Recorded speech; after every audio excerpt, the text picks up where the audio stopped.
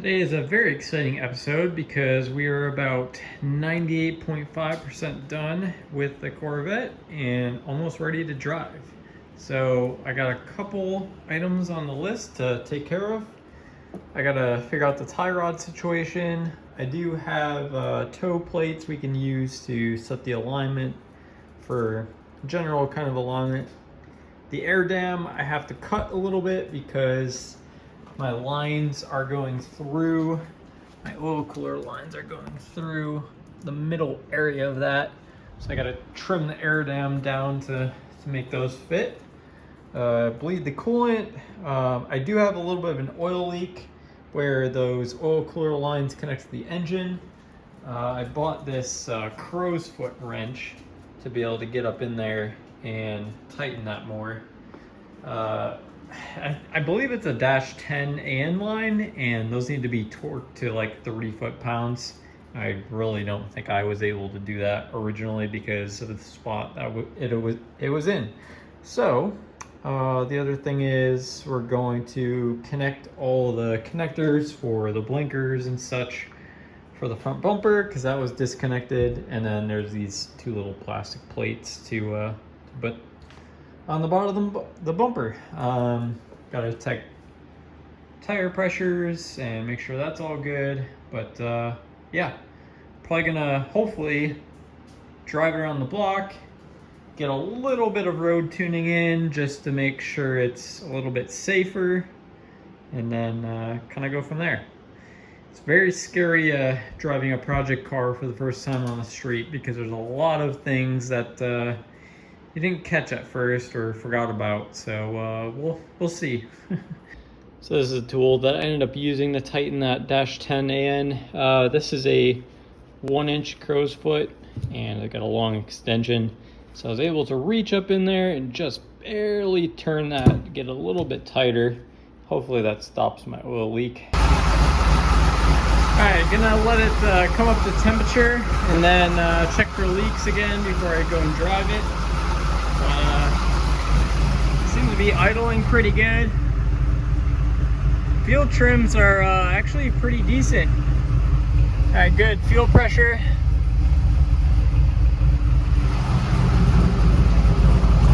No smoke coming out of the exhaust. Looking really good so far. Oh, the initial drive actually went pretty well. I didn't film because I'm on my iPhone right now, but I'm gonna go for another drive. I kind of modified the tune a little bit. It was like super rich, probably 8-9% across the board. So I kind of cleaned up the VE table, and then I had a check engine light for that solenoid that I had removed, the tank check valve. So I just deleted that in the ECU as well, but overall it drives really good. I had the alignment, thought it was gonna be way off, but it's actually not bad. I recorded the settings that I had from before, and I really thought that this car was gonna be a lot lower in the front with the new motor, the iron block, but I really I can't even tell the difference between the iron block and the aluminum block, so that's kind of nice.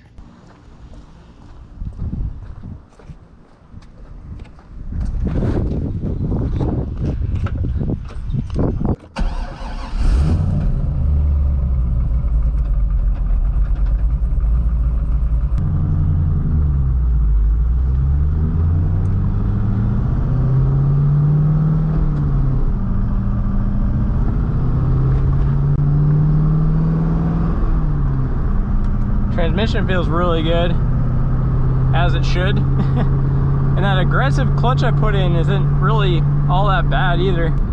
Sometimes it dies coming back to idle, but oh, this time it didn't. Okay, cool.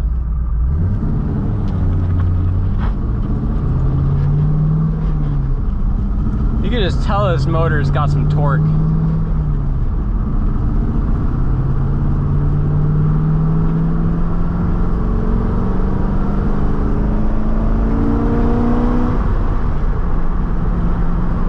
Crazy oil pressure. I don't know if you guys can see that, but that's like it's like 70 psi. Fuel trims are looking pretty good. Oil temp is 180. Coolant temp is good. Nice. Comes back down to idle.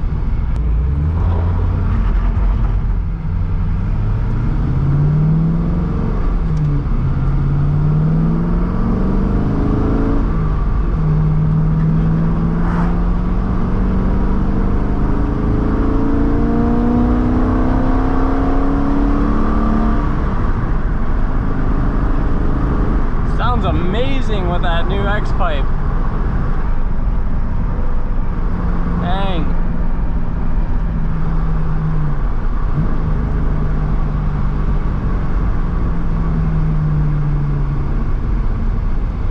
I like it.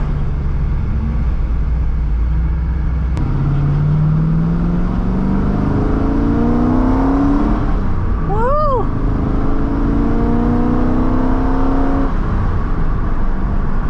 What is this person doing? Do you see the shit? What a idiot.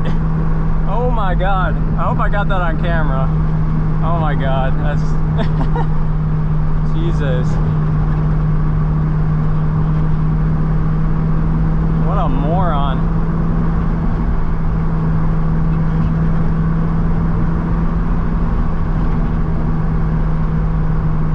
What are these people doing? I don't even understand. Seeing water on my windshield for some reason. I don't know if that was them, but I'm gonna check it out.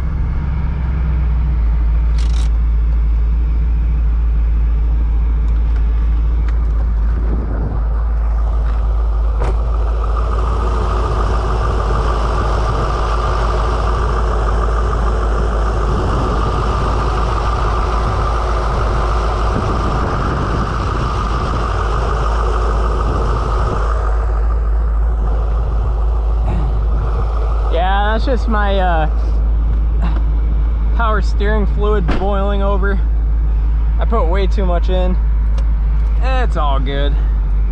That transmission feels amazing. Shout out to my friend Tyler for rebuilding that T56. It just like smoothly slides into every single gear.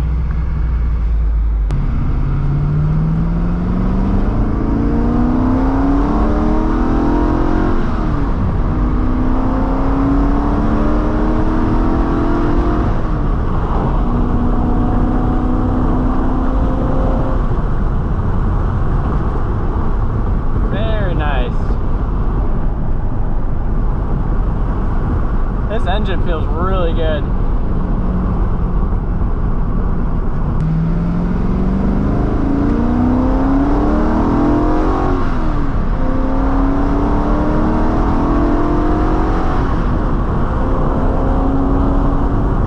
Woo! God damn, this thing feels nice.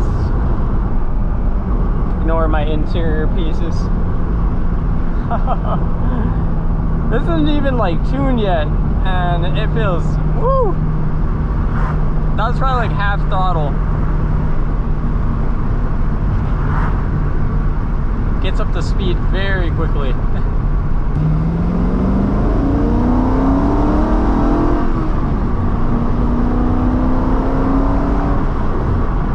That's like the perfect volume. Like it's not too loud, not too quiet. It sounds amazing. So I suddenly had an issue where I couldn't get it into reverse. It was like starting to grind for some reason. And I realized the clutch bleed line was touching the header and almost burnt through it, or did burn through it. So I had to figure out what that's all about and route this a little bit different. They had an extended bleeder for the clutch slave, as you do in Corvettes, because you can't get to them. But I also have this weird chattering noise with the clutch, so I'm probably gonna take off the service panel in the bottom and see what's going on in there. Hopefully it's nothing major, but yeah, just wanted to give you guys a quick update. So stay tuned for some more episodes.